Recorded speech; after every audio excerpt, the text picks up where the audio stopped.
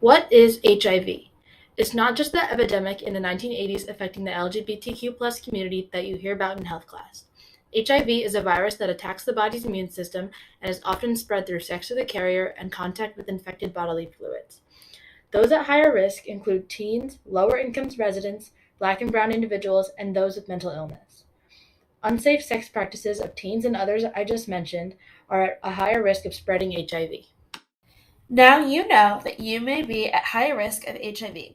But why should you care? AIDS is preventable when HIV is in the earlier stages, and as long as you get help, you can live a long, happy, and healthy life with HIV. If you have HIV now, it is important that you know how HIV can affect your community and your future family. The most common reason why a child under 13 has HIV is vertical transmission. Vertical transmission is when a mother with HIV passes the virus on to her baby through pregnancy, childbirth, or breastfeeding. Vertical transmission can be prevented by the mother taking medication and action. Testing and treatment can also prevent you passing the virus on to your partner. You can do your part of testing and treatment to protect your future family. In communities that are mostly Black or Brown, those with HIV are at higher risk for mental health issues. Those issues include depression and anxiety. Struggling with these mental health disorders can make you less likely to graduate from high school, and thus more likely to struggle with unemployment down the road.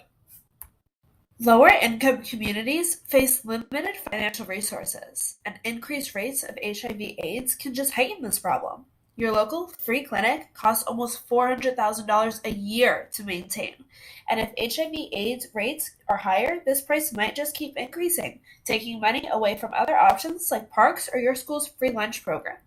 It's important to get regular testing and use preventative measures to keep HIV rates and community costs down. Those with mental health issues should keep up with mental health treatment. Go to therapy, take your meds, see a life coach. You are 76 times more likely to develop HIV if you have a severe mental illness, so you have to make sure you are taking care of yourself. If you have a severe mental illness, you are also at an increased risk of passing HIV on to fellow partners.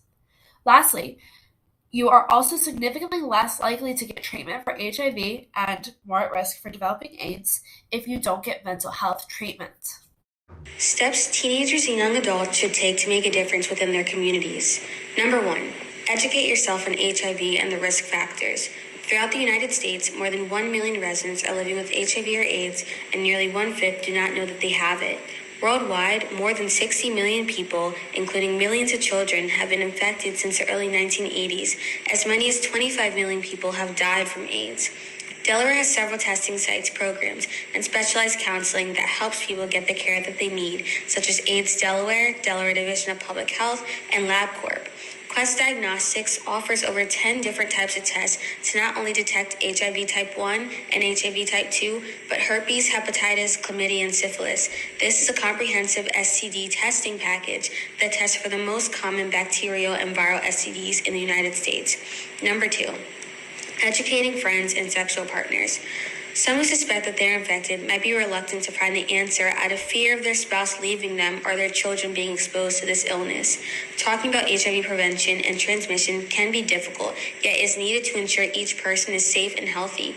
One can start by telling their significant other in a private setting. Number 3, safe sex. If you have HIV, there are many actions you can take to prevent transmitting HIV to an HIV negative partner through sex. The more of these actions you take, the safer you can be. Condoms, HIV treatment, and taking PEP, which is a medication to prevent HIV after an exposure, can help extremely. Number 4, reach out to a trusted adult. Reaching out can be scary, but remember that you are not alone.